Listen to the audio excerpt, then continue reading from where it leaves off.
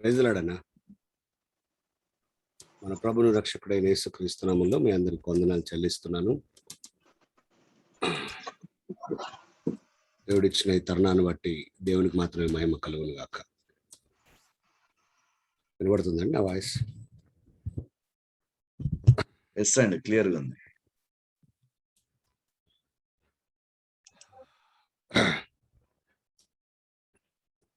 ఉదయకాలం ఈరోజు ఎందుకు ఆరోగ్యం సహకరించట్లేదు. సామెతల గ్రంథం 16వ అధ్యాయంలో ఉన్నాం. మనం 21వ వచనంలో ఉన్నాం. జ్ఞాన హృదయుడు వివేకి అనబడును, రుచిగల మాటలు పలుకుట వలన విద్య ఎక్కువగును. చాలా విచిత్రంగా రెండు సూత్రాలు, రెండు విషయాలు లేదా రెండు మార్గాలు ఇక్కడ మనకు స్పష్టంగా కనబడుతున్నాయి. 21వ వచనంలో విద్య ఎక్కువ అవ్వడానికి, 23వ వచనంలో విద్య విస్తరించడానికి. పిల్లల పక్షాన తల్లిదండ్రులు ఈ రెండు వచనాలు ఎత్తిపట్టి ప్రార్థన చేయండి, దేవుడు కార్యం చేస్తారు. విద్య ఎక్కువ అవ్వాలి, విద్య విస్తరించడానికి రెండు వాగ్దానాలు ఉన్నాయి ఇక్కడ, రెండు సూత్రాలు ఉన్నాయి ఇక్కడ అని కూడా మనం చెప్పొచ్చు. జ్ఞాన హృదయుడుగా ఉన్నవాడు వివేకి అనబడతాడు, రుచిగల మాటలు పలుకుట వలన అన్నాడు. అందుకే నేను నిన్నటి దినాన కూడా మీతో మాట్లాడుతూ చెప్పాను, మనం మాట్లాడే విధానం చాలా ప్రాముఖ్యం. పిల్లలు, మీరు రుచిగల మాటలు మాట్లాడితే దేవుడు ఏం చేస్తాడటంటే మీకు విద్య ఎక్కువ చేస్తాడట. మీ మాట్లాడే విధానంలో మీ విద్య ఆధారపడింది. అది క్రైస్తవులకు ఇవ్వబడిన ఆశీర్వాదం. అది మీకు అర్థం కానియండి. 23వ వచనం కూడా మనం అదే చూసాం కదా. దేవుడు ఖచ్చితంగా తన వాగ్దానాన్ని నిలబెట్టుకుంటాడు. హోషేయ గ్రంథంలో 4వ అధ్యాయం 9వ వచనంలో కూడా మనము అలాంటి ఒక మాట మనం చదువుతాం.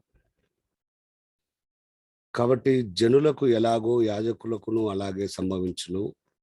వారి ప్రవర్తనను బట్టి నేను వారిని శిక్షింతును, వారి క్రియలను బట్టి వారికి ప్రతీకారం చేతును.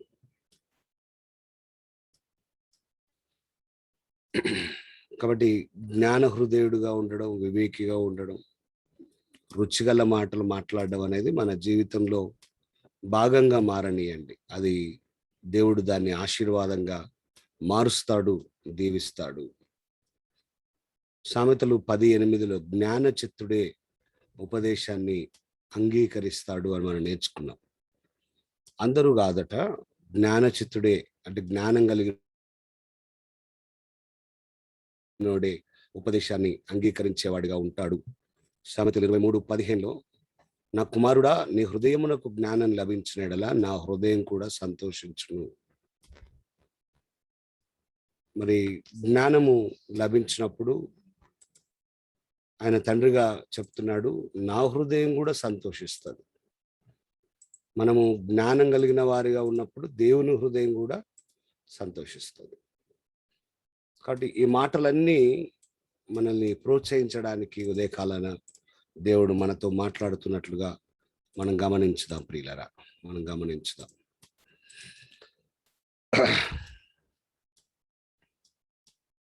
జ్ఞానం లేకుండా ఆయన ప్రజలు ఉండడానికి వీల్లేదు. రోమపత్రిక 16వ అధ్యాయంలో కృత నిబంధనలో కూడా మనం దీనికి రిలేటెడ్గా ఒక మంచి మాట మనం చూడొచ్చండి. 19వ వచనంలో, రోమపత్రిక 16వ అధ్యాయము 19వ వచనాన్ని చదివినప్పుడు, మీ విధేయత అందరికీ ప్రచురమైనది గనుక మిమ్మల్ని గురించి సంతోషించుతున్నాను. మీరు మేలు విషయమై జ్ఞానులను, కీడు విషయమై నిష్కపటులునై ఉండవలనని కోరుచున్నాను. దేవుని పిల్లలు మేలు విషయంలో జ్ఞానులుగా ఉండాలి. చెప్పండి మీ పక్క వాళ్ళకు, మేలు విషయంలో జ్ఞానులుగా ఉండాలి అని చెప్పండి. జ్ఞానులుగా చాలాసార్లు మనం కీడు విషయంలో జ్ఞానులుగా ఉంటామేమో, ఒకరికి మోసం చేయడమో లేకుంటే ఒకరికి ఇబ్బంది పెట్టడమో, అట్లాంటి ఏదో ఒక కీడు విషయంలో మనం జ్ఞానులుగా ఉంటున్నామా? తప్పకుండా మనం ఆలోచన చేయాలి. మేలు విషయమే జ్ఞానులుగా ఉండాలి అని బైబిల్ చాలా స్పష్టంగా మాట్లాడుతుంది ప్రియులారా. కాబట్టి మనం చాలాసార్లు ఈ ఈ ఈ విషయాలన్నిటిలో ఇంకొకటండి, చాలా పెద్ద ప్రశ్న ఏంటి అని అంటే, పలు రకాలైన జ్ఞానాలు ఉన్నాయి. దేవుని బిడ్డలు చాలా రకాలైన జ్ఞానాలు కలిగిన వారే. ఆ ఎక్కడ కనబడుతుంది మనకు మాట? యాకోబు పత్రిక 3వ అధ్యాయంలో కనబడుతుంది. చాలా అద్భుతమైన మాట అండి. యాకోబు పత్రిక 3వ అధ్యాయం 17వ వచనంలో, పైనుండి వచ్చు జ్ఞానం. అయితే దానికి ముందు 15వ వచనంలో భూ సంబంధమైన జ్ఞానం, ప్రకృతి సంబంధమైన జ్ఞానం, దయ్యముల జ్ఞానం.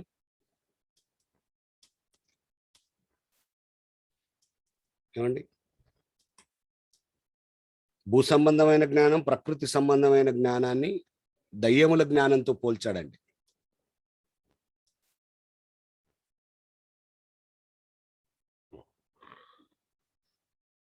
అన్ని మనకు ఒకటే జ్ఞానంలాగా అనిపిస్తాయి కానీ,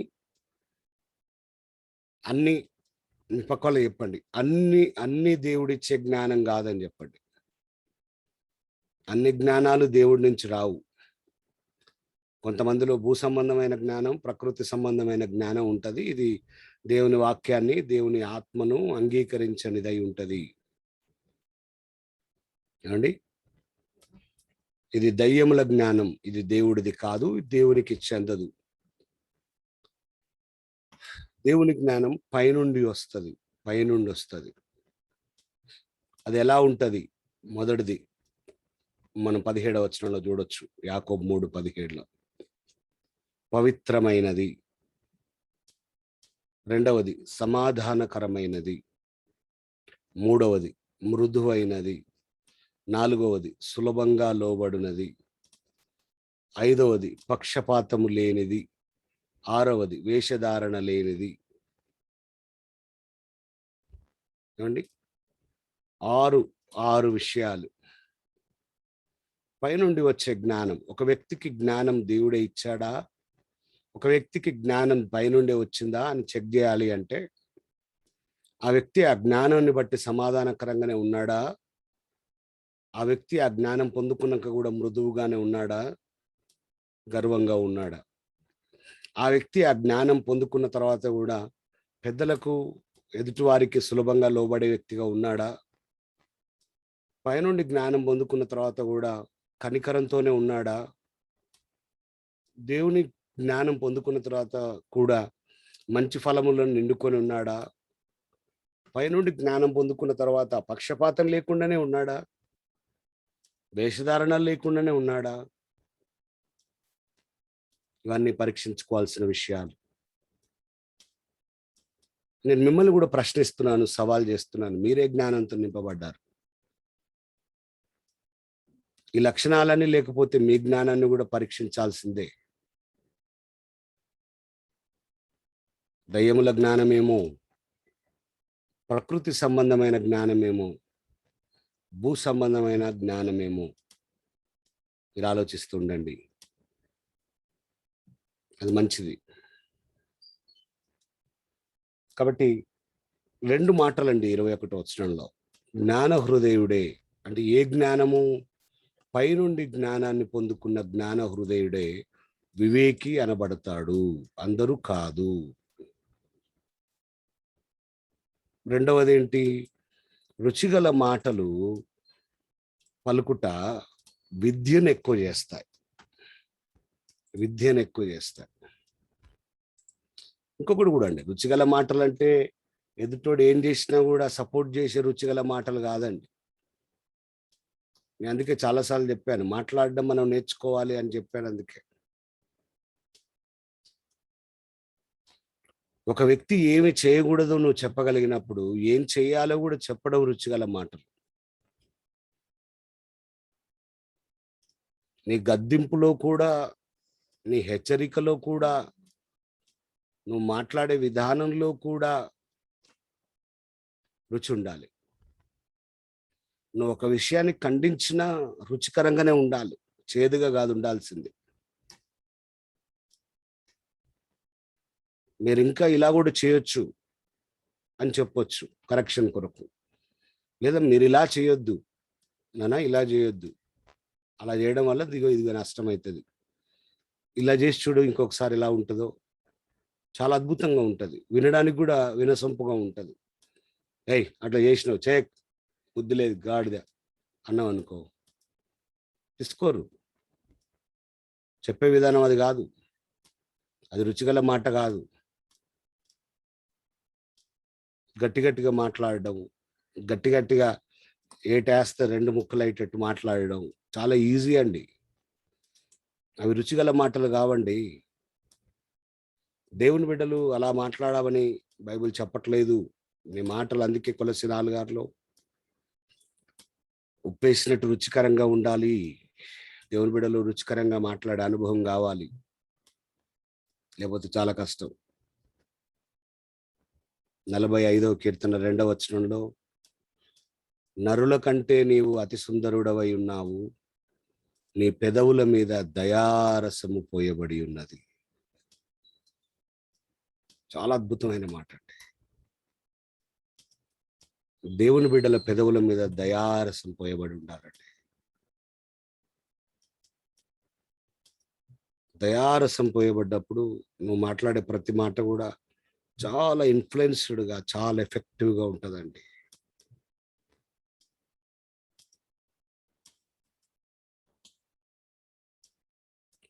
ప్రసంగి 12:10లో చాలా అద్భుతంగా తన గురించి తాను రాసుకుంటాడండి ఆయన. మనం 12వ అధ్యాయం ప్రసంగిలో చూస్తే ప్రసంగి ప్రసంగి ప్రసంగి అని ఆయన గురించి రాసుకుంటాడు. 9వ వచనంలో, 10వ వచనంలో ప్రసంగి గురించి రాసుకుంటాడు. 10వ వచనంలో అంటాడు, ప్రసంగి ఇంపైన మాటలు చెప్పుటకు పూనుకొనెను. పూనుకున్నాడంటండి. చాలా మాటలు మీరు 12 అధ్యాయాల వరకు వస్తే ఆయన చెప్పిన మాటలు భిన్నంగా ఉన్నాయి. ఇంకా అలా చెప్పడు. ప్రసంగిక ఇంపైన మాటలే మాట్లాడతాడు. రుచిగల మాటలు, ఇంపైన మాటలు. ఈ పదాలు వింటున్నప్పుడు, ఈ పదాలు చదువుతున్నప్పుడు, ఈ పదాలు గమనిస్తున్నప్పుడు చాలా భిన్నంగాను, చాలా ఆశ్చర్యంగాను ఉంటాయి ప్రియులారా. యెషయా గ్రంథం 50వ అధ్యాయం 4వ వచనంలో, అలసిన వానిని మాటల చేత ఊరడించు జ్ఞానం నాకు కలుగునట్లు శిష్యునికి తగిన నోరు యెహోవా నాకు దయచేసి ఉన్నాడు. నువ్వు మాట్లాడితే ఇది యేసుక్రీస్తు వారి గురించిన ప్రవచనమే. దేవునిలో ఉన్న మనందరికీ ఇది ప్రవచనమే అండి. ప్రియ దేవుని బిడ్డలారా, నువ్వు నేను మాట్లాడితే ఎలా ఉండాలి తెలుసా అండి? అలసిన వాడు మాటల చేత, నువ్వు మాట్లాడే మాటల చేత ఊరడించే జ్ఞానం పొందుకోవాలి, ఊరడించబడాలి. అటువంటి జ్ఞానం కావాలి నీకు. అందుకే 21వ వచనం మనం చదువుతున్న వచనంలో మాటలకు జ్ఞానానికి సంబంధం ఉంది, చూసినారా? జ్ఞానికి మాటలకు సంబంధం ఉంది, చూసారా? ఇంత విచిత్రము. జ్ఞానం కావాలి మాట్లాడడానికి అని అడుగుతున్నాడు ఆయన. లూకా 4:22లో కూడా అదే ప్రవచనం. యేసుక్రీస్తు వారు కొరకున్న ప్రవచనాన్ని మరలా ఆయన మాట్లాడాడు అక్కడ. లూకా 4:22లో అది చూస్తాం మనం. కాబట్టి మనం ఎలా మాట్లాడుతున్నాం? చాలా అద్భుతం. రుచిగల మాటలైనా. అందుకే యేసును గురించిన ఒక గొప్ప సాక్ష్యం ఉంటుందండి. యోహాను సువార్త 7వ అధ్యాయం 46వ వచనంలో, ఆ బంట్రౌతులు యేసును పట్టుకోవాలనుకున్న వాళ్ళు, యేసు కొరకే నియమించబడ్డ వాళ్ళు యేసుని ఎక్కడైనా దొరికితే తప్పులు చిక్కించుకోవాలని మారు విషయంలో తిరుగుతున్న వాళ్ళు ప్రధాన యాజకుల దగ్గరకు వచ్చి వాళ్ళు చెప్పిన సాక్ష్యం ఏంటో తెలుసా? యోహాను 7:46 ఉంటుంది. ఆ మనుష్యుడు మాట్లాడినట్లు ఎవడునూ ఎన్నడూనూ మాట్లాడలేదు. మేము ఇంతమందిని చూసినామండి, ఆ మనుషుడు మాట్లాడినట్టు ఎవరు మాట్లాడక మేము వినలా. We don't know. First time ఏం మాట్లాడుతున్నాడండి ఆయన? ఏం మాట్లాడుతున్నాడండి? అందుకే పరిచయాలు అన్నారంటే బంటరుతులను పట్టుకొని 40 వచ్చినాడు. మీరు కూడా మోసపోయారా? మంచిగా మాట్లాడటం దగ్గర ఎవడైనా మోసపోతాడండి. లోకంలో కూడా మీరు చూడండి, మంచిగా మాట్లాడటం దగ్గర ఎవడైనా మోసపోతారు. ఉపయుక్తిగా మాట్లాడడం గురించి మాట్లాడట్లేదు నేను, మన జ్ఞానంతో మాట్లాడే విషయాల గురించి మాట్లాడుతున్నాం. అందుకే మీరు చూడండి, యోహాను 8కి వచ్చేసరికి వ్యభిచారంలో పట్టుబడిన స్త్రీ ఉంది అక్కడ. ఆమెను రాళ్లతో కొట్టి తీసుకొస్తున్నారు. ఆమెను పరిగెత్తిస్తున్నారు. చంపేయాలని డిసైడ్ అయ్యారు. దానికి ముందు యేసుని ఎలాగైనా ఆ కేసులో కూడా ఇరికించాలని ప్రయత్నం. అన్నిట్లో యేసేని లాగడమే కదండి అప్పటి నుంచి ఇప్పటిదాకున్న ఆలోచన మనుషులకు. యేసేలో ఏదో ఒక తప్పు పట్టాలి అన్నట్లుగా ఆలోచిస్తూ ఆమెను ఏం చేయమంటారు అని అడిగారు. ఒకవేళ ఇప్పుడు ఎలా ఉందంటే పరిస్థితి, అవును ధర్మశాస్త్రం చెప్పినట్టుగా మీరు రాళ్లతో కొట్టి చంపండి అంటే, మరి నువ్వు ప్రేమ గురించి మాట్లాడుతున్నావు కదా, క్షమాగుణ గురించి మాట్లాడుతున్నావు కదా అంటారు అన్నట్టు. అట్లా కాదు క్షమించేయండి అని అంటే, మీరు ధర్మశాస్త్రాన్ని మీరుతున్నావు కదా అని ఇట్లా అంటారు. ఇరికించాలని ప్రయత్నం. కాబట్టి ఆ 2 విషయాలు డిస్కస్ చేయలేదు. ఆయన జ్ఞానంతో ఏమని మాట్లాడాడు తెలుసా? 7వ వచనంలో, మీలో పాపం లేనివాడు మొట్టమొదటి రాయి ఆమె మీద వేయమన్నాడు. అది యుక్తిగా మాట్లాడటం. రుచి తప్పిందా? యేసు మాట్లాడిన దాంట్లో తప్పలే. కంటెంట్ కరెక్ట్ ఉందా? పర్ఫెక్ట్గా ఉంది. సమాధానం కావాల్సిందేనా? 100%. అట్లా మాట్లాడాలండి.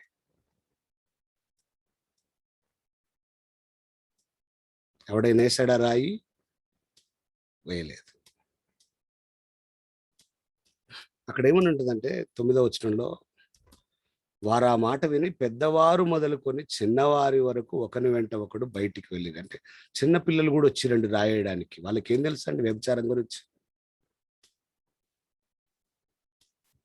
వ్యభిచారం గురించి తెలుసుకునే వయసా? మాట్లాడే వయసా? పెద్దలు అందరూ వస్తున్నారని చిన్నపిల్లలు కూడా వాడు చిన్న రాయి పట్టుకొని వచ్చినట్టు. నేను ఒక మాట చెప్పిన ప్రియబిడ్లారా, అందరూ వస్తారండి రాళ్ళేయడానికి మీదకి. లోకం అట్లుంటది. చిన్నోడా పెద్దోడా తెలిసినోడా తెలియనోడా ఉండరండి. లోకంలో అనేకులు నీ మీద నా మీద రాయేయడానికి చాలా మంది సిద్ధంగా ఉంటారు. నువ్వేం భయపడకండి, నీ పక్షాన దేవుడు ఉంటాడు. నువ్వు టెంపర్ లూజ్ కావద్దు. నువ్వు మాట్లాడే విధానాన్ని దాటొద్దు. అందరు నన్నే అంటున్నారు, ఎవ్వరు నన్ను అర్థం చేసుకోవట్లేదు, అందరు నా మీదనే రాయేస్తున్నారు, అందరు నన్ను అవమానిస్తారు. యోహాను 8 సాదృశ్యంగా అది నీ కొరకు నా కొరకు చెప్పబడుతున్న మాట.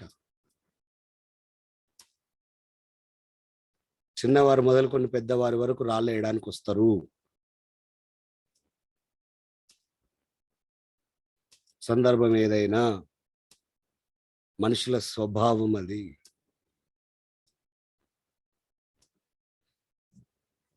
వారిని జయించే విధానం ఎలాంటిది అనేది కూడా ప్రశ్నే.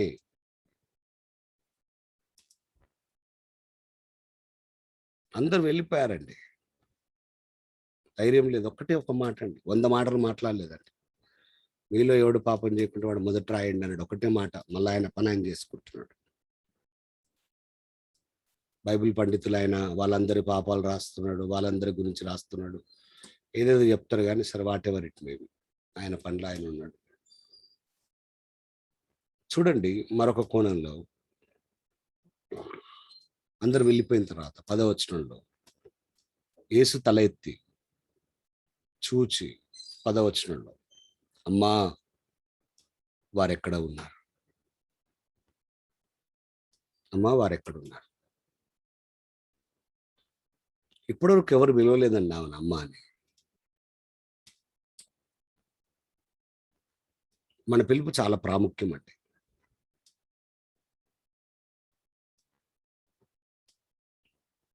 అందరూ ఆమెకు పెట్టిన పేర్లు వ్యభిచారి, వేశ్య, డాష్ డాష్, ఇంకా చాలా భయంకరమైన పదాలు. ఇక మన భాషలో అయితే బీభత్సమైన పదాలు ఉన్నాయి.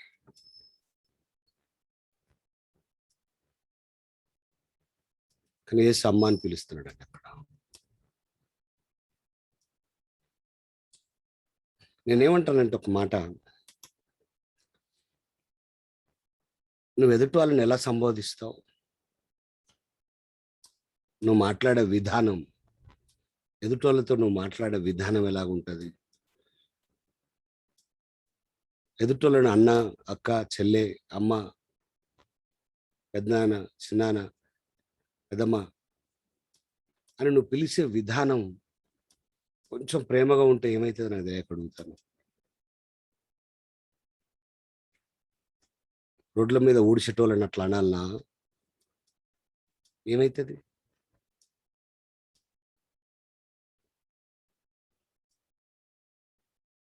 మా ఇంటి దగ్గర ఊడడానికి వస్తారండి మున్సిపాలిటీ వాళ్ళు. నేను కనబడితే ఖచ్చితంగా ప్రైజ్ లార్డ్ సార్ అంటది ఒక ఆమె. ఏమక్క బాగున్నావా, ఏంది మధ్యలో కనబడతలేవు ఏంది అక్క అంటే ఖుషి అయిపోతుంది. సార్ నన్ను అక్క అని పిలిచిండు. ఏం ఖర్చు అయింది, నేను అక్క అని పిలిస్తే నాకేం ఖర్చు కాలేదండి.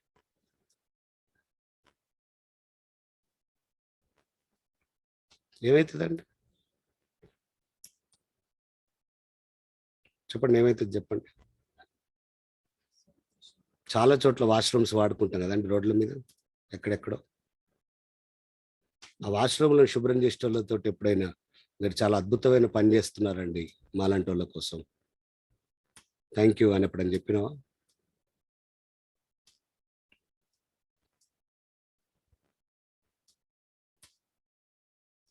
అలాంటి వాళ్ళని ఎప్పుడైనా హత్తుకున్నావా, అక్క అన్న అన్నావా ఎప్పుడైనా? ఆడ కూడా 10 రూపాయలు ఇస్తానికి కొసరే టైప్ మనం. ఇక మనం రుచిగల మాటలు మాట్లాడతాం, మనం జ్ఞానం కలిగి ఉంటామని చెప్తాం. ఇప్పుడు బ్రాండెడ్ షోరూమ్కి పోతే ఎంతుంటే అంత ₹1 బేరం ఆడకుండా వానికి ముఖాన డబ్బులు కొట్టి వస్తాము. రోడ్డు మీదనేమో ₹10 వస్తువులు ₹2 బేరం ఆడే పని మీద ఉంటాం. సరే, బేరాలు ఆడొచ్చా ఆడొద్దా అనేది సబ్జెక్ట్ వేరు. కానీ కనీసం మానవతా దృక్పథంతో ఒక కోణంలో సరళ ఇచ్చేద్దాం అన్న ఆలోచన రాదు మనకు. మన మాటలు చాలా ప్రాముఖ్యం అండి. నీకు అర్థం కానివ్వండి మాట. జ్ఞాన హృదయుడు వివేకి అనబడతాడు. రుచిగల మాటలు పలుకటం వలన విద్య ఎక్కువైతుంది. సామెతలు 16:22లో తెలివి గలవానికి వాని తెలివి జీవపు ఊట, మూడులకు వారి మూఢత్వమే శిక్ష. ఏ తెలివి? మళ్ళీ ఇది మీరన్నిటినీ దైవిక దృక్పథంలోనే చూడాలి మాటలు. తెలివా? కాదు, దైవికమైన తెలివి, ఆత్మ సంబంధమైన తెలివి గురించి మాట్లాడుతున్న మాటే. ఏమండి, దయచేసి మీరు ఆ మాటను దాటకండి. సామెతలు 10:11లో నీతిమంతుని నోరు జీవపు ఊట మనం చదివాం, గుర్తుకుందా? ఇక్కడ తెలివి గలవానికి వాని తెలివి జీవపు ఊట. ఏమండి,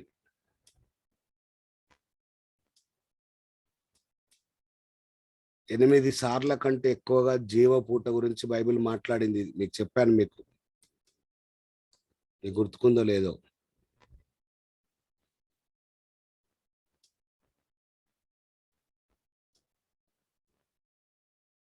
సామెతలు 13:14 కూడా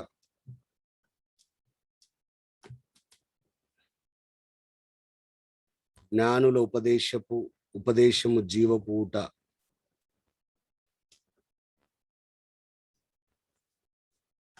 పద్నాలుగు 27లో జీవపూట. సామెతలు 14:27లో జీవపూట.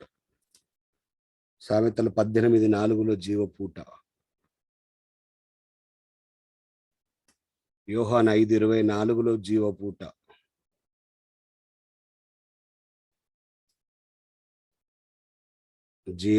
జీవపూట. సామెతలు 6:63 మరియు 68లో కూడా అదే సందర్భం. యోహాను అన్నాను కదా, యోహాను 6:63, 68. జాన్. సామెతలు 15వ అధ్యాయం 2వ వచనం మరియు 28వ వచనం. మత్తయి సువార్త 15వ అధ్యాయం 14వ వచనం.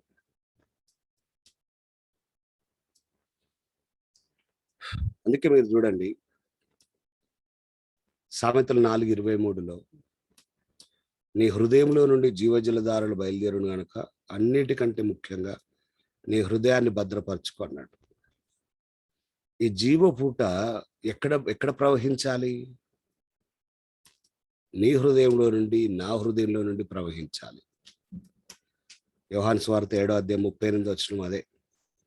నీ కడుపులో నుండి జీవజలధారలు బయలుదేరును. నీ హృదయంలో నుండి, నీ కడుపులో నుండి, నీ ఆత్మీయ జీవితంలో నుండి జీవజలధారలు బయలుదేరాలి, ప్రవహించాలి అనే మాట బైబిల్ చాలా స్పష్టంగా మాట్లాడుతున్నది. అందుకే నీ హృదయంలో దేవుని జీవధారలు బయలుదేరితే అది అది అనేకులకు ఆశీర్వాదకరంగా, దేవునికి అంగీకార యోగ్యంగా కూడా ఉంటుంది. దాన్ని కీర్తనకారుడు 19వ అధ్యాయం 14వ వచనంలో, 63వ అధ్యాయం 4, 5 వచనాల్లో రాశాడు. హృదయ ధ్యానము అని అంటాడు ఆయన. నీ హృదయం దేవుని మాటతో, దేవుని జీవంతో నింపబడితే ఆ జీవపూటగా ఉంటుంది. ఇది లేదండి, మూడుగా ఉన్నాడు, మూఢత్వంతో ఉన్నాడంటే అది వారికి శిక్ష. కాబట్టి తెలివి, దేవుడిలో తెలివి, దేవుడిచ్చే తెలివి. దేవుడు లేకుండా ఉండే మూఢత్వం, దేవుడు కాకుండా ఉండే మూఢత్వం. ఏది కలిగి ఉన్నాం అనేది మన ముందున్న, మనం తీసుకునే, మనం ఆలోచించే ఆలోచన మీద ఆధారపడి ఉంటుంది. తర్వాత సామెతలు 16వ అధ్యాయం 23వ వచనంలో జ్ఞానుని హృదయం వాని నోటికి తెలివి కలిగించును. మీరు చూసారా? 22లో తెలివి గల వాని తెలివి జీవపూట అని. ఈ తెలివి ఎక్కడి నుంచి వస్తుంది అంటున్నాడు? జ్ఞాన హృదయం వల్ల. కాబట్టి వాని పెదవులకు అది విద్య విస్తరింపజేస్తుంది. మళ్ళీ మీరు చూడాలి, దేవుని జ్ఞానానికి విద్యకు సంబంధం, జ్ఞానానికి తెలివికి సంబంధం, దేవుని జ్ఞానానికి వివేకానికి సంబంధం. ఇవన్నీ కూడా ఒకటే బ్యాచ్లో, ఒకటే గ్రూప్లో ఉన్నట్టుగా ఈ మాటలన్నీ మనం చదువుతున్నాం. జ్ఞానుని హృదయము వాని నోటికి తెలివి కలిగించును. నీకు అర్థమవుతుందా ఈ మాట? వాని పెదవులకు విద్యను విస్తరింప చేయును. కాబట్టి దేవుడి జ్ఞానంతో ఉన్నవాడు తప్పకుండా విద్యలో అద్భుతంగా ఉంటాడు.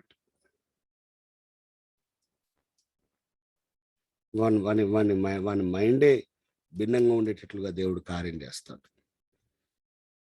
అందుకే చాలాసార్లు చెప్పాను నేను, మీరు మీ పిల్లలకు ఈ అకాడమిక్ ఇయర్ స్టడీస్తో పాటు దేవుని వాక్యాన్ని, దేవుని జ్ఞానాన్ని కూడా నేర్పించగలిగితే మీరు ఖచ్చితంగా అది చాలా ప్రయోజనకరంగా ఉంటుందండి.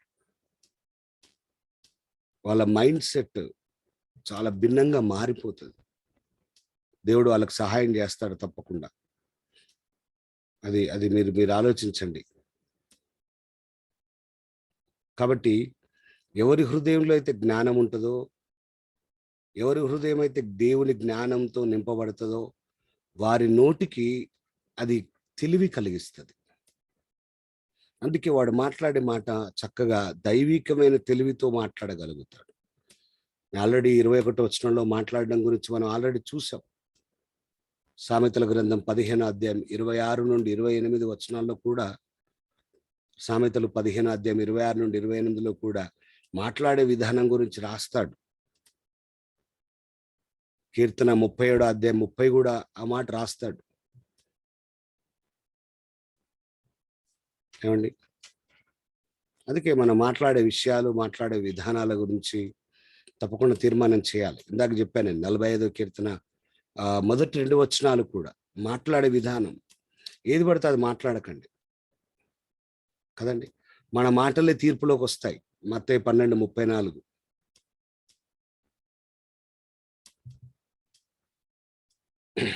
లేకపోతే చాలా కష్టమండి. నీ మాటలను బట్టే నీ జీవితం ఆధారపడింది. అది జ్ఞానం హృదయంతో నింపబడింది అయితే చాలా అద్భుతంగా ఉంటుంది. చాలా అద్భుతంగా ఉంటుంది.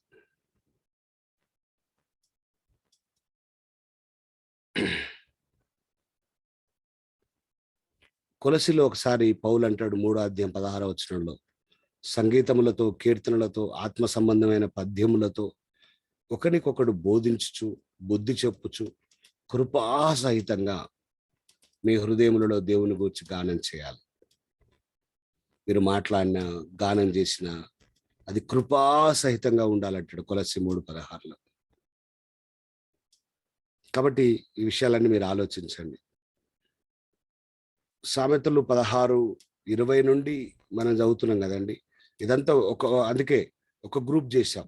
20 నుండి 24 వచనాలు. ఏంటి కంటెంట్? 20 నుండి 24 వచనాలు అంటే మాట్లాడే విధానం. మాటలకు జ్ఞానానికి, మాటలకు తెలివికి, మాటలకు వివేకానికి సంబంధం ఉన్న విధానం గురించి రాస్తాడు ఇక్కడ. కాబట్టి 24 వచనం కూడా మళ్ళీ అదే, ఇంపైన మాటలు తేనె పట్టు వంటివి, అవి ప్రాణమునకు మధురమైనవి, ఎముకలకు ఆరోగ్యకరమైనవి. ఇది చాలా విచిత్రం అనిపిస్తుందండి నాకు. మాటలకు ఎముకలకు కూడా సంబంధం ఉందండి. మాటలకు ప్రాణానికి కూడా సంబంధం ఉందండి.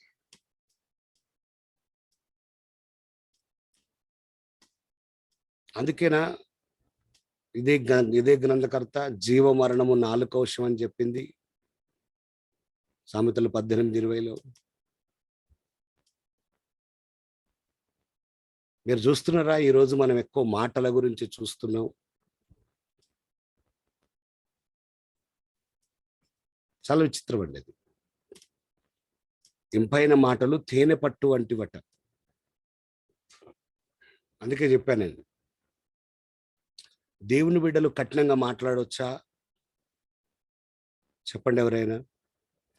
దేవుని బిడ్డలు కఠినంగా మాట్లాడొచ్చా?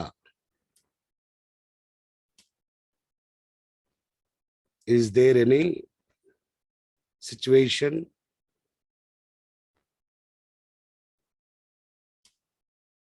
అప్పుడప్పుడు మాట్లాడొచ్చు అంటారా ఎవరైనా? మాట్లాడటానికి వీల్లేదా? ఇక లేదు. మాట్లాడొచ్చు అంటే మీరు రెఫరెన్స్ చెప్పాలి నాకు.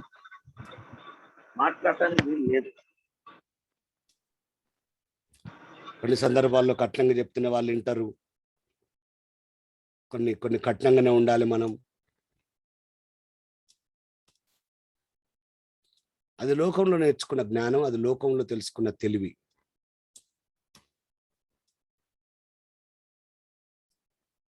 ప్రేమగా చెప్తే వాళ్ళు మారరు. నువ్వు ఎక్కడున్నావు అంటే ప్రేమగా చెప్తే మారని ఎందుకు అనుకుంటున్నావు?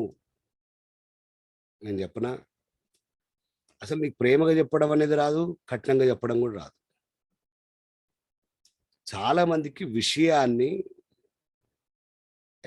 ఎక్స్ప్లోర్ చేయడం రాదు. కొన్నిసార్లు ఒక మాట మాట్లాడి అక్కడి నుంచి టెంపర్ అవుట్ అవుతారు కొంతమంది.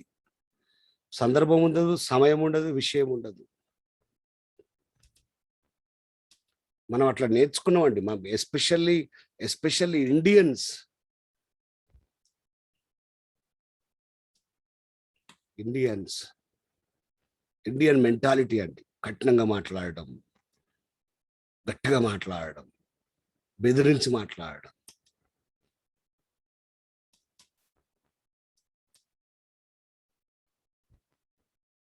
ఒక మీటింగ్లో నేను, నాతో పాటు ఇంకొక దైవజనుడు, ఆయన ఫారినర్ ఉన్నాడు. నేను మాట్లాడుతూ వాక్యం చెప్తూ ఒక అతన్ని లేపి ఏదో ప్రశ్న వేసి ఏదో కాన్వర్జేషన్ నడుస్తుంది. ఓకే, గుడ్, సిట్ అన్నది.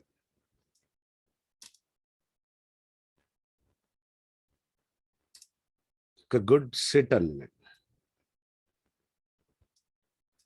మీటింగ్ అయిపోయినాక ఆయన నాకు 10 నిమిషాలు క్లాస్ తీసుకున్నాడండి. ఆయన, బెంజమిన్, నీ మాటలు చాలా కటువుగా ఉంటాయి అన్నాడు ఆయన. ఎందుకు అన్న నేను. ఓకే గుడ్, సిట్ ఏందా? ఓకే గుడ్, ప్లీజ్ సిట్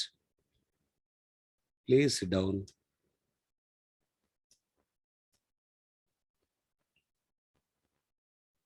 చాలా రఫ్గా సిట్ అన్నవాడు. నాకు అది నచ్చలేదు అన్నాడు ఆయన. I was wonder. నేను అనుకున్నా, ఇక మా తెలుగులో ఇంక అంతకంటే గట్టిగానే చెప్తాం మేమని. ఆయనకు తెలుగు వస్తే కష్టం అనిపించింది నాకు.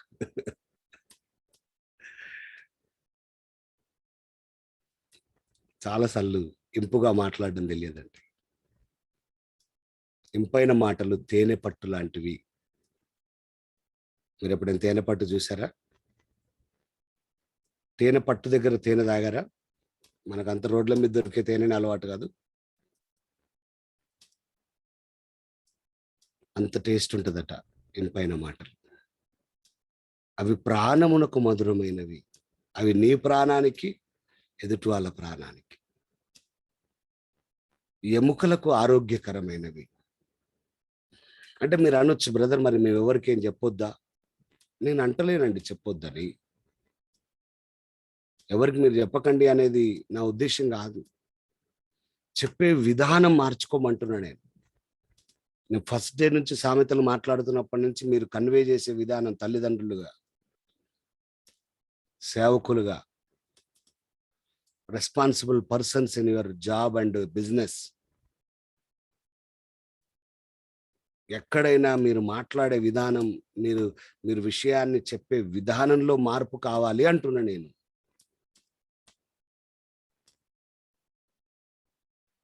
అండర్స్టాండ్?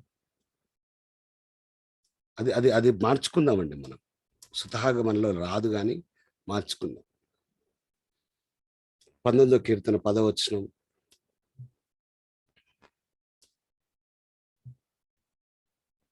మనం ఏమనుకుంటున్నాం తెలుసా అండి? కఠినంగా చెప్తేనే వాడు మారుతాడని. నేను 100% రాసిస్తాండి, కఠినంగా చెప్తే వాడు మారడండి. నీ మీద ద్వేషం పెరుగుతుంది, నీ మీద అయిష్టం పెరుగుతుంది. ఒక తల్లిగా, తండ్రిగా నువ్వు కఠినంగా చెప్తే పిల్లలు ఈజీగా తీసుకుంటారు, లైట్గా తీసుకుంటారు. నిన్ను లైట్గా తీసుకుంటారు. అప్పుడు ఏమంటావు తెలుసా? ఎన్నిసార్లు చెప్పాలి నీకంటావు అప్పుడు. ఎందుకంటే నువ్వు చెప్పే విధానం సరిగా లేదు, కన్వే సరిగ్గా కావట్లేదు. అందుకే దేవుని మాటల గురించి అంటాడు 19వ కీర్తన 10లో, అవి బంగారం కంటేను విస్తారమైన మేలు, బంగారం కంటేను కోరదగినవి, తేనె కంటేను జుంటి, తేనె దారల కంటేను మధురమైనవి. మీరు ఇట్లా ట్రై చేసి చూడండి. కొంచెం ఓపిక తీసుకొని కొంచెం మీ మాటలు జర ట్రై చేసి చూడండి. సాత్వికంగా మాట్లాడి చూడండి.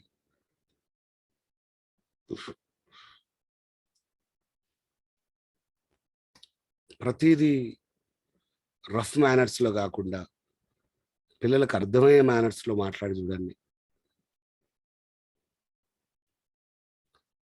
మన పిల్లలే కదా, ఒకసారి కాకుండా ఒకసారి మార్చుకుంటారేమో. వాళ్ళకి అర్థమైన దాకా చెప్పండి. జనరేషన్ చాలా గ్యాప్ ఉందండి.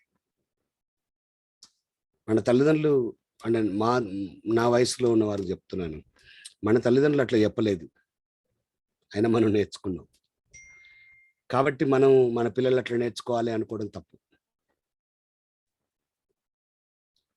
అది ఎక్స్పైర్డ్ జోక్ చెప్పను నేను. అసలు మా నాయన చెప్పినప్పుడు, అసలు మా అమ్మ కొట్టినప్పుడు అనేది ఎక్స్పైర్డ్ జోక్. అది ఎక్స్పైర్ అయింది ఆ జోక్. తను వాడకండి మీరు. అసలు మా టైంలో అంటే ఆడంటాడు, మీ టైంలో నెట్ లేదు, మీ టైంలో స్మార్ట్ ఫోన్ లేదు, మీ టైంలో మంచి లైఫ్ లేదు మీకు, మేము మా టైంలో అట్లా లేమంటారు వాళ్ళు. There is a time gap, generation gap, technology gap. కాబట్టి ఇంపైన మాటలు మాట్లాడడానికి ప్రాక్టీస్ చేయండి. ఏమండి? చాలా చాలా విషయాలు ఉన్నాయి. దేవుని మాటలే ఇంపైన మాటలుగా ఉంటాయేమో. అందుకే దైవికమైన వాతావరణం, స్పిరిచువల్ అట్మాస్ఫియర్ ఫ్యామిలీలో కలిగించడం కూడా మన మీద ఉన్న రెస్పాన్సిబిలిటీ. మీ ఫ్యామిలీ అట్మాస్ఫియర్, మీ కాన్వర్జేషన్ అట్మాస్ఫియర్ ఎలా ఉంటుంది అనేది కూడా ఒక పెద్ద పెద్ద విషయం అండి అది. ఇర్మియా గ్రంథం 15:16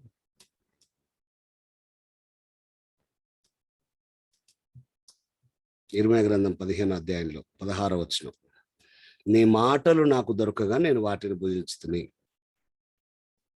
సైన్యములకు అధిపతి యెహోవా దేవా, నీ పేరు నాకు పెట్టబడను గనుక నీ మాటలు నాకు సంతోషం, నా హృదయమునకు ఆనందమును కలుగజేయుచున్నవి. నాకేమనిపిస్తుందండి, మనం కూడా చాలా పొరపాట్లు చేస్తున్నాం కదా. దేవుడు కూడా మనతో అట్లా కఠినంగా మాట్లాడితే మనం తట్టుకోగలమా? ఆయన స్వరం ఉరుములు, మెరుపులు, కొండలు పగిలిపోతాయి, లోయలు దద్దరెళ్తాయి ఆయన స్వరానికి. కానీ ఏలియాతో దేవుడు మెల్లని స్వరంతో మాట్లాడాను.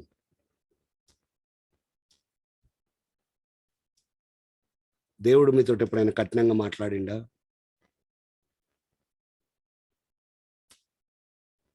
మనం ఎన్ని రకాలుగా పొరపాట్లు చేసినా కూడా దేవుడు ఎప్పుడైనా మీతో కఠినంగా మాట్లాడడం మీరు విన్నారా?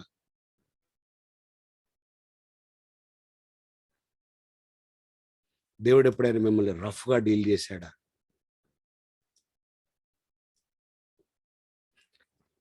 స్పిరిచువల్ వరల్డ్ మనం ఎందుకు అట్లా ఉండాలి? స్పిరిచువల్ రెలంలో మనం ఎందుకు అట్లా డీల్ చేయాలి? కొంచెం ప్రాక్టీస్ చేయండి ఇంపగా మాట్లాడడం. అది కాదు నాన్న, అట్లా చేయొద్దు మనం. దేవుడు ఒప్పుకోడు దాన్ని. వాక్యానుసారంగా అలా మనం బ్రతికేది కాదు. అందరూ కోరుకున్నట్టుగా మనం కోరుకోలేము. ఒకవేళ పిల్లలు నీ టెంపర్ అవుట్ అయ్యేటట్టు చేసిన కొంచెం ఓపిక బట్టి, లేదా ఆ సిచ్యువేషన్ సరే మనం తర్వాత మాట్లాడదాం, సరేనా, ఈ విషయం వదిలేసి అని కొంచెం రిలాక్స్ అయినాక వాళ్ళతో, రిలాక్స్ అయినాక నువ్వు కూడా మాట్లాడితే ఎంత అద్భుతంగా ఉంటుంది. ఆ మంట వచ్చేటప్పుడే గ్యాస్ నూనెను పెట్రోల్లో పోస్తే ఇంకా బగ్గుమంటుంది అంటే. Will discuss later. It's a good word. తల్లిదండ్రులు నేర్చుకోవాల్సిన మాట. విల్ డిస్కస్ లేటర్ అనండి ఒకసారి.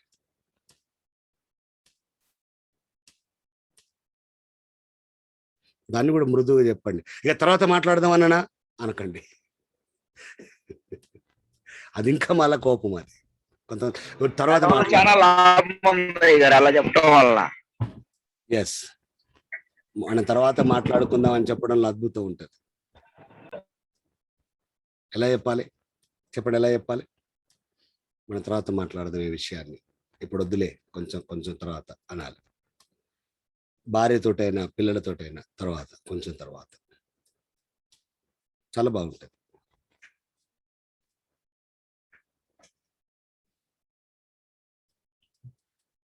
ఎవరైనా ఏమైనా మాట్లాడతారా?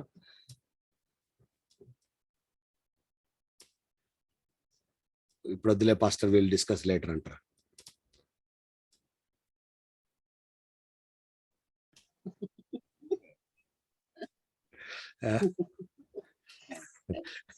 తర్వాత మాట్లాడుకుందాం పాస్టర్ అంటారా ఏంది మీరు? పిల్లల విషయంలో అయితే చాలా సార్లు ఇట్లా అదే ఈ విధంగా చాలా సార్లు జరుగుతుంది. వాళ్ళ మీద వెంటనే కోప్పపడడం అట్లా. ఇప్పుడు మీరు చెప్తున్న విధానాన్ని బట్టి మాకు బాగా అర్థమైంది. వాళ్ళతో ఎట్లా మాట్లాడాలని. వదిన ఆ! అట్లా రఫ్ గా డీల్ చేసిరు కదా, రఫ్ గా మాట్లాడారు కదా, ఆ! మారిర్రా మీ పిల్లలు? లేదు అప్పుడు ఆ టైంలో ఇంక అలగడం, వాళ్ళు ఏడవడం అవన్నీ రిజల్ట్ రాదండి. రాదు. తర్వాత వాళ్ళకింక అట్లా కాదు నాన్న ఇట్లా ఈ విధంగా అది ఇది అని మళ్ళా చెప్పినప్పుడు, అట్లా అప్పుడు చెప్పొచ్చు మారుతారు. కదా మమ్మీ ఇట్లా మరి అంత ర్యాష్‌గా చెప్తావు మమ్మీ అని అంటది. అప్పుడు మారుతారు. ఆ! అందుకే నేను ఈ రోజంతా ఒకటే విషయం చెప్తున్నా, మనం కన్వే చేసే విధానం రాదు అంటున్నాడు. పిల్లల విషయమే కాదండి, ఒక ముచ్చట భార్యకు చెప్పే విధానం భర్తకు రాదు, ఒక విషయాన్ని భర్తకు చెప్పే విధానం భార్యకు రాదు.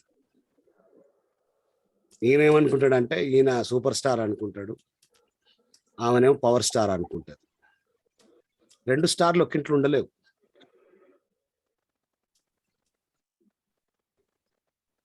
ఆమంటది అందరికీ పెద్దగా విషయాలన్నీ చెప్తావు, నాకేమో సరిగా చెప్పవు అంటది. ఆయన అంటాడు నీకు కూడా చెప్పాలి నా బయట చెప్పినట్టు అని ఆయన అంటాడు. అంటే నేను మనిషిని కాదా అని ఆమంటది. నువ్వు మనిషి కాదా లేదో నీకు తెలియదా అని ఈయన అంటాడు సెటారికల్గా. అంటే నువ్వు మనిషి కూడా చూడట్లేదు కదా అంటాడు. కథం స్టార్ట్. నిప్పు రాజేయబడెను, స్లోగా ఒక్కొక్క చుక్క పడుతుండెను, అది ఎక్కడికి వెళ్తుందో తెలియదు, రాత్రి కలిగి తినకుండా వండుకునే దగ్గరికి వెళ్తుంది. ఏమీ లేదండి. బోలెడన్ని కుటుంబాలు చూసిన నేను, బోలెడన్ని కుటుంబాలతో డిస్కస్ చేసిన నేను, అసలు గొడవకు మూలమే లేదండి.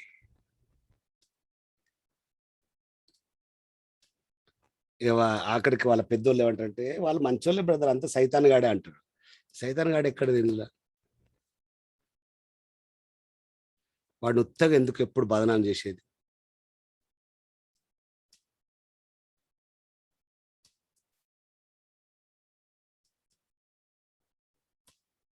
ఒకసారట ఇంట్లో గొడవ అవుతుంటే తండ్రి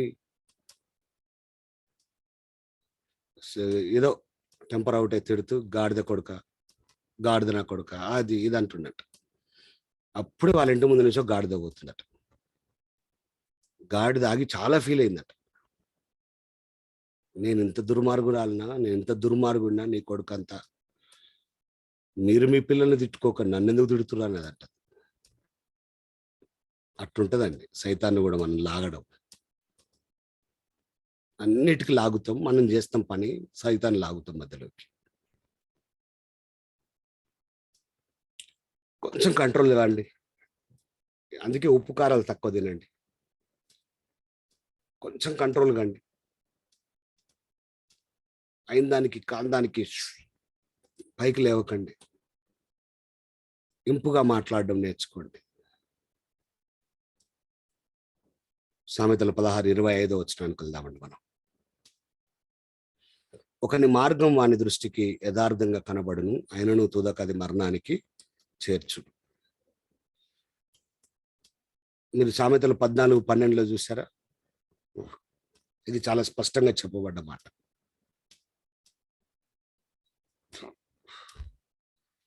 పరిశుద్ధాత్మదేవుడు ఒక విషయాన్ని చాలా చాలా సార్లు ఒక విషయాన్ని 1 పేజీ 2 పేజీలు దాటక ముందే మళ్ళీ మళ్ళీ రాస్తాడు చూసారా? అది చాలా ప్రాముఖ్యమైన విషయం. అంటే మిగిలిన ప్రాముఖ్యం కాదు అంటలేదు నేను. సామెతలు 14:12 రాసిన విషయం మళ్ళీ 16:25 మళ్ళీ అగైన్ రాస్తున్నాడు. మీరు చూడండి, 14:12 అదే ఉంది.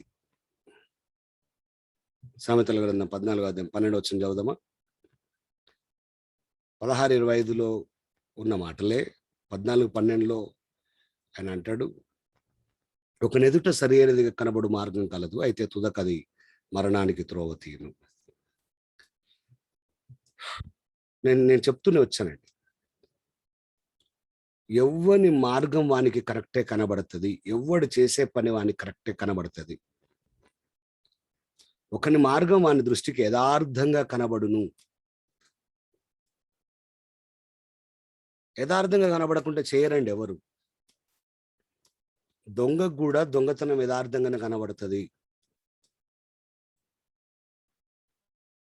మోసగానికి కూడా మోసం యథార్థంగానే కనబడుతుంది. కన్విన్స్ కాకుండా ఎవడేం చేయడండి.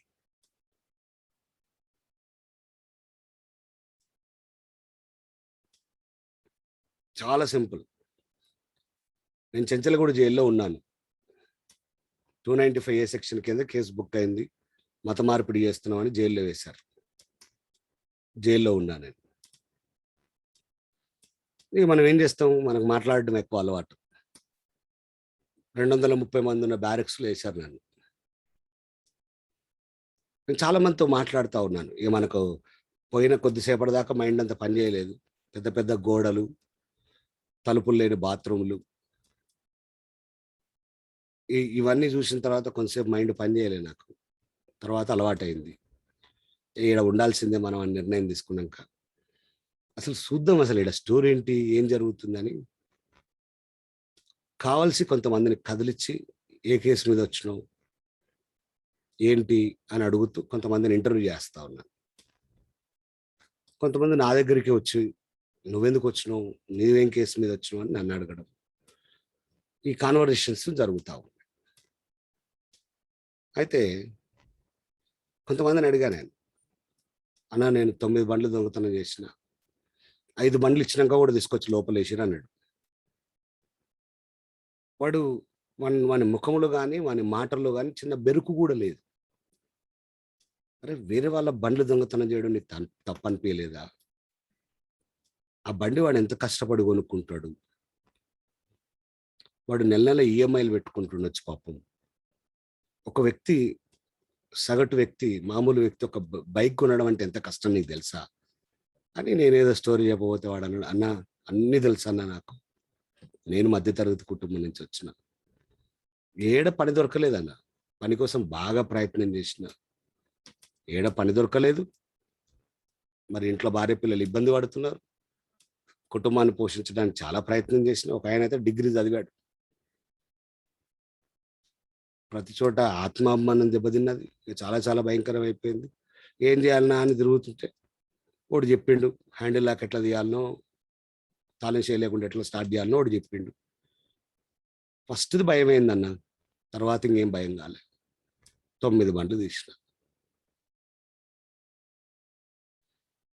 ఎదుటోని పరంగా ఆలోచించినంతసేపు అది తప్పనిపించింది నాకు, కానీ నా కుటుంబము నా పోషణ గురించి ఆలోచించినప్పుడు అది తప్పనిపించలేదు నాకు అన్నాడు ఆయన.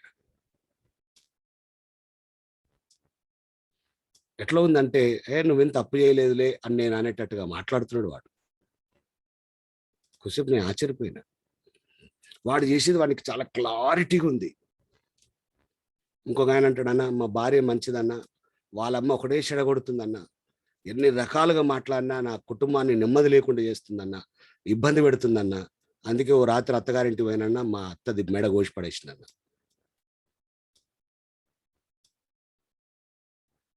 అరే ఒక మనిషిని చంపడం నీకేం అనిపించలేదు? ఏమనిపించలేదన్న, 7 సంవత్సరాలు ఈడు ఉంటానా, తర్వాత ఇంటికి పోతే మా భార్య పిల్లలతో మంచిగా ఉంటా కదన్నా. అరే వాళ్ళ అమ్మని చంపితే నీ భార్య ఏమన్నదారా బాబు అంటే, ఏముందన్న, ఏం చేస్తుందన్న, ఏం చేస్తుందన్న, పోయి కాలు పట్టుకుంటా, తప్పైందంట ఏదో చెప్తా, ఒప్పుకుంటుంది. ఒక విషయం తెలుసా అన్న, 7 సంవత్సరాలు జైల్లో ఉన్నా కానీ ఇక బతుకున్న రోజులు మా అత్త లేకుండా బతుకుతున్నా అన్నాడు. అత్తలు జాగ్రత్త. నాకు చాలా విచిత్రం అనిపించింది. వాడు చెప్పినంతసేపు అరే ఇది భలే ఉంది కదా అనిపించింది నాకు. ఎవరైనా అత్తలు చెప్పిన మాట అనుకుంటే 7 సంవత్సరాలు మనే కావనుకుంటే కథం అడ్డుదలుగుతుంది. వాడు అట్లా కన్విన్స్ చేస్తున్నాడు నన్ను. అట్లా ఎవరితో మాట్లాడినా వాడు చాలా క్లారిటీగా ఉన్నాడు. ఈ బండ్లు దొంగతనం చేసినాడైతే, అన్న నీకు విషయం తెలుసా, బెయిల్ వస్తుంది, బయటికి పోతా, మళ్ళీ కొద్ది రోజులు ఏదన్నా ప్లాన్ చేస్తా, పనికి దొరకకుంటే మళ్ళీ ఏం చేస్తున్నా తెలుసా అన్న మీకు, ఈసారి పోలీసు వాళ్ళకు దొరకకుండా దొంగతనం చేస్తా అన్నాడు వాడు.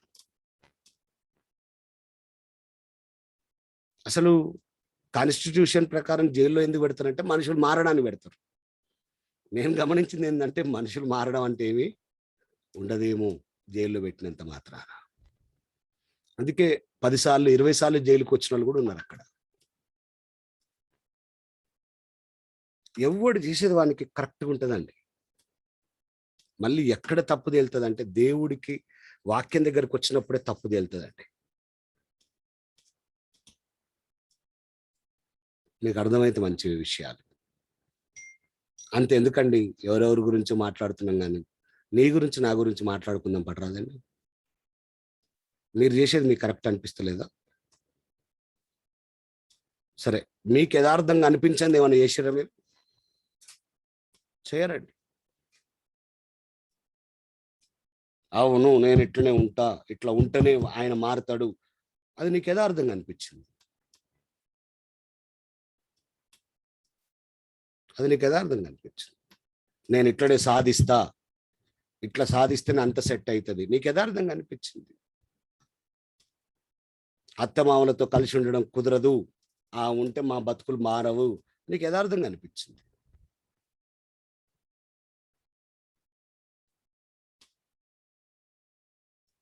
ఎవడు చేసేది వానికి కరెక్టే ఉంటుంది. లేఖనం దగ్గరికి వచ్చినప్పుడు విషయం బయటపడుతుంది. అందుకే దేవుని బిడ్డలు యాకోబు కూడా అంటాడు కదండి, ఈ వాక్యం అని అద్దం దగ్గరికి రావాలి.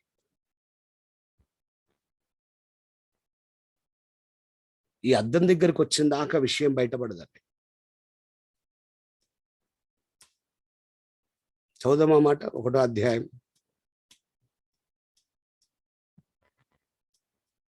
శ్రీనివాస్ బ్రదర్ ఏమైనా మాట్లాడదాం అనుకుంటారా? లేదా?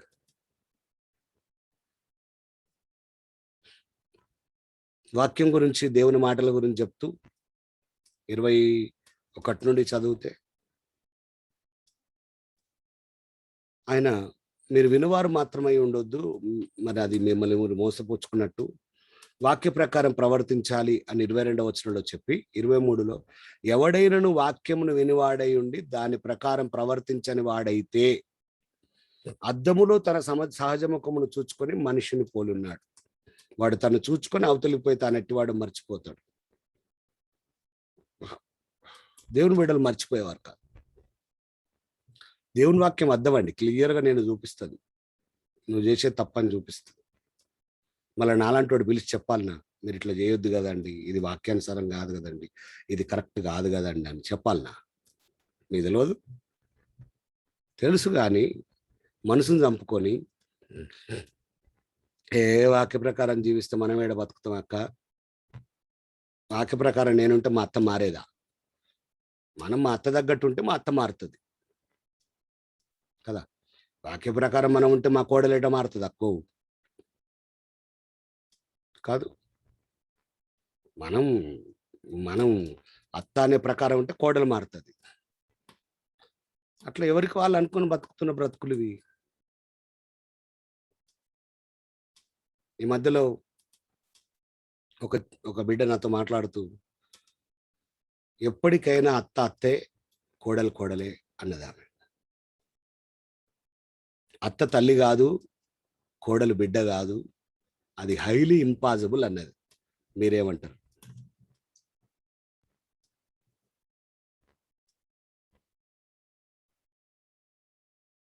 స్త్రీలు చెప్పండి నేను అడిగిన ప్రశ్నకు. క్రైస్తవులకు కూడా వర్తిస్తుంది అన్నది. ఎంత మంచి భక్తి పరులైనా పాస్టర్లకు కూడా వర్తిస్తుంది అని చెప్పింది. పాస్టర్ భార్యలు కూడా వర్తిస్తుంది. Hence proven statement. Hence proven అంటే నిర్ధారించబడింది లేదా రుజువు చేయబడ్డది కదా.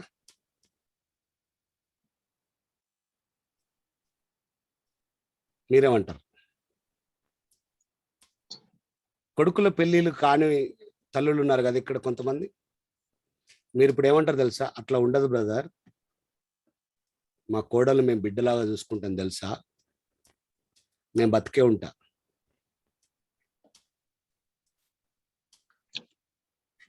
నేను బతికే ఉంటా అంటున్నా.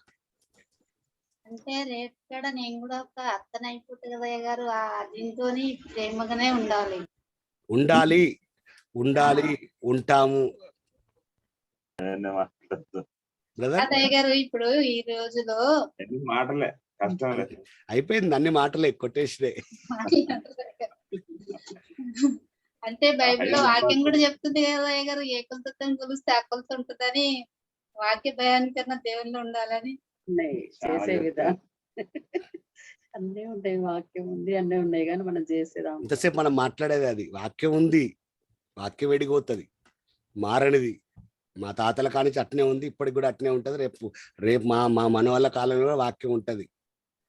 మనం ఎట్లుంటాం అనేది పెద్ద సవాల్. సింపుల్ గా అడుగుతున్నా అండి, స్త్రీలని అడుగుతున్నా నేను. పురుషుల దగ్గర కూడా వద్దాం, వస్తే అవసరం అయితే. టైం అయిపోయింది కూడా.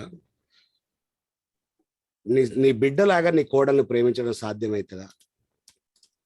అవుతుంది. కొన్ని విషయాలలో అంతే.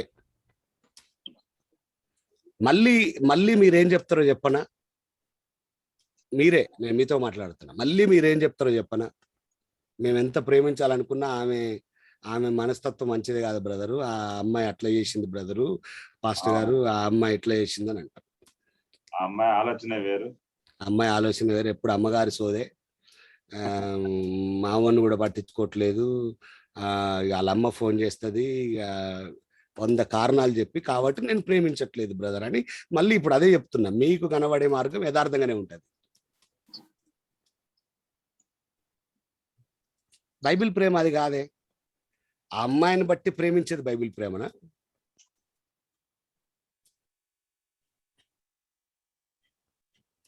అంటే నిన్ను ప్రేమించటోళ్ళనే ప్రేమిస్తావు, అది కదా బైబిల్ ప్రేమ. ఇప్పుడు నా ఎదురుగున్న శాంతితో సహా మేము మాట్లాడుకోవాల్సింది. ఇప్పుడు ఇది పాస్టర్లకేం అతీతమైంది కాదు. కొడుకులున్న తల్లులారా, బహుపరాక్.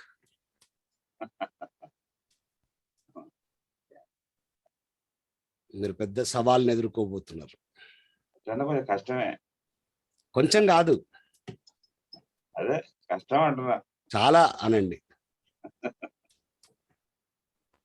ఎంత ప్రేమిద్దామన్నా కూడా కొంచెం ఎట్లా తేడాలు వస్తూనే ఉంటాయి ఎక్కడన్నా చోట. ఇప్పుడు నిర్మలక్క టైంలో అండర్స్టాండింగ్ అడ్జస్ట్మెంట్ కు, నిర్మలక్క కోడల్ టైంలో అండర్స్టాండింగ్ అడ్జస్ట్మెంట్ కు చాలా మారిపోయింది.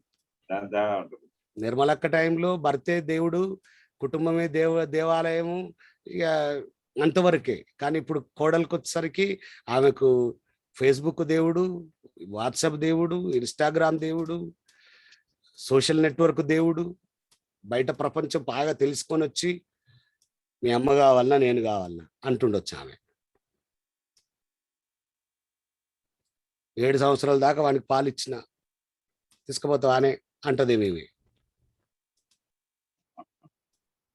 ఆఖరికి వాడుండి మమ్మీ వారానికి ఒకసారి వచ్చి చూసిపోతలేవే అంటాడు. మధ్యలో వాడు ఏం చేస్తాడు పాపం? ఇటొచ్చి అబ్బాయిలే బలైతరా అనిపిస్తుంది కొన్నిసార్లు ఇటు చెప్పలేరు కదా. అటు చెప్పలేరు, ఇటు చెప్పలేరు అంటారు చాలా మంది తల్లులు, కానీ మళ్ళీ నా దిక్కే ఉండాలంటారు. కానీ ఆశ అనేది అలాగే ఉంటది కదా.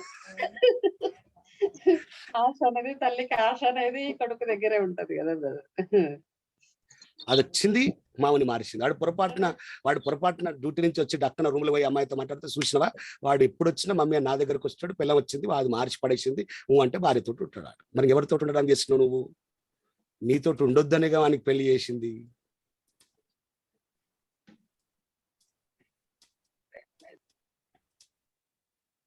అది అలవాటు చేసుకో. పెద్ద సవాలు ఎదుర్కోబోతున్నారు మీరు భవిష్యత్తులో. సిద్ధపడి ఉండండి.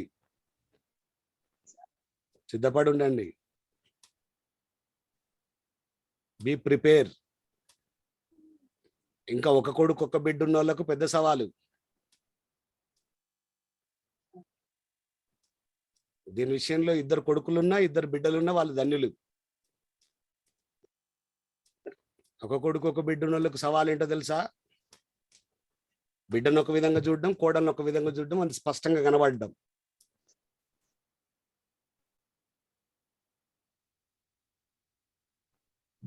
వీళ్ళ బిడ్డ ఎప్పుడు వచ్చి వీళ్ళింట్లోనే ఉండాలని కోరుకుంటుంది తల్లి, కానీ వాళ్ళ కోడలు వాళ్ళ అమ్మగారింటికి కూడా ఇష్టం ఉండదు ఈమెకు.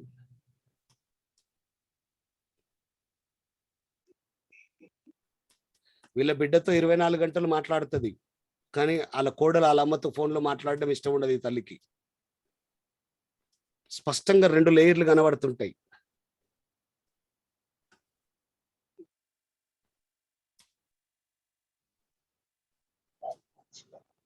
ఈ మధ్యలో ఒక జోకు, మా అల్లుడు చాలా మంచోడు, మా బిడ్డ ఎట్లా చెప్తే అట్లా ఓ వింటాడు.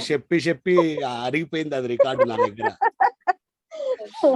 మా అల్లుడు చాలా మంచోడు, మా బిడ్డ మాట వింటాడు, మా కొడుకే మంచోడు కాదు అని భార్య మాట వింటాడు అన్నాడట. మార్చుకోవాలి. దయచేసి మీరు సిద్ధపడి ఉండండి ప్రేమించడానికి, భరించడానికి, సహించడానికి, మార్చుకోవడానికి. ఒకవేళ మీరు అనొచ్చు, నేను చాలా బాగుంటానండి, మా కోడళ్ళు సరిగా లేకుంటే అంటే నువ్వు మార్చుకోమంటున్నా. నేను అందుకే మనమే తగ్గించుకోవాలి. సిద్ధంగా ఉండు. గంటనే ఇట 2 సార్లు మార్చుకోవాల్సింది తప్పదు. ఇప్పుడు ఆడపిల్లలకు చెప్తూనే ఉన్నాం మేము, అమ్మ నువ్వు ఒక ఇంటికి పోతావు, జర జాగ్రత్త, మీ ఇంటికాడు నేషాలు ఉండకపోవచ్చాడా, కొంచెం జాగ్రత్త. ప్రేమ ప్రేమ తగ్గింపు.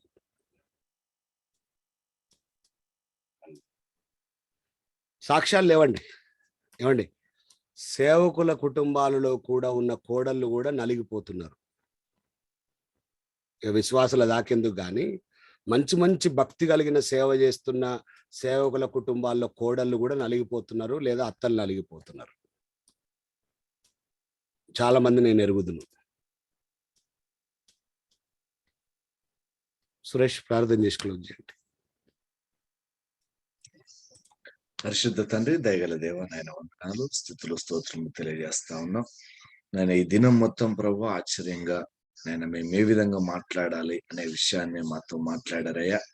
ఆయన మా యొక్క మాటలు ఆయన మృదువుగా ఉండాలి, ఆయన నొప్పించే విధంగా ఉండకూడదు. ఆయన మా యొక్క మాటలను బట్టి ప్రభు మా యొక్క ప్రవర్తన, మా యొక్క సమస్తము ఉంటుందని ప్రభు ఎన్నో విషయాలుగా మీరు మాతో మాట్లాడారు. ఆయన కుటుంబంలో సంబంధాల గురించి మాట్లాడారు. ఆయన మాటను బట్టి ప్రభు అన్ని పరిస్థితులు క్రమపరచబడతాయి. మాటను బట్టి ఆయన బిడ్డలకు విద్య విస్తరించబడును, ఆయన అన్ని విషయాల్లో జ్ఞానాన్ని పొందుకుంటారు అనే విధంగా ఆయన పలు కోణాలలో మీరు మాట్లాడిన ప్రతి మాటను బట్టి మిమ్మల్ని గణపరుస్తున్నాం తండ్రి.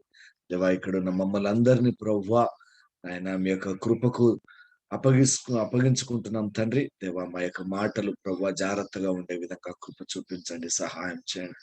నేను ఎన్నో మార్లు ఈ విషయాలు మేము వింటూనే ఉన్నాం, కానీ ఆయన ప్రభువా ఎన్నో మార్లు మేము తప్పిపోతూనే ఉన్నాం. దేవా, మమ్మల్ని క్షమించి ఇంకా ప్రభు ఆలోచిస్తూ ముందుకు వెళ్లే విధంగా కృప చూపించండి. మీ యొక్క మాటలను మా యొక్క హృదయంలో పదిలపరుచుకొని ప్రభువా నాయన యొక్క మాటలు ప్రభువా నాయన ఫలించే విధంగా సహాయం చేయండి. నాయన యొక్క మాటలు మటుకే కాకుండా నాయన క్రియారూపకం దాల్చే విధంగా కృప చూపించండి. అన్ని విషయాల్లో మీరే కలగజేసుకొని ప్రభువా ఈ యొక్క దినం మొత్తం మీకు సమర్పిస్తూ ఆయన బిడ్డలు చేస్తున్న పనులు, బిజినెస్లు అన్ని విషయాల్లో మీరు తోడుగా ఉండి ప్రభువా అన్నిటిలో క్షేమాన్ని దయచేయండి.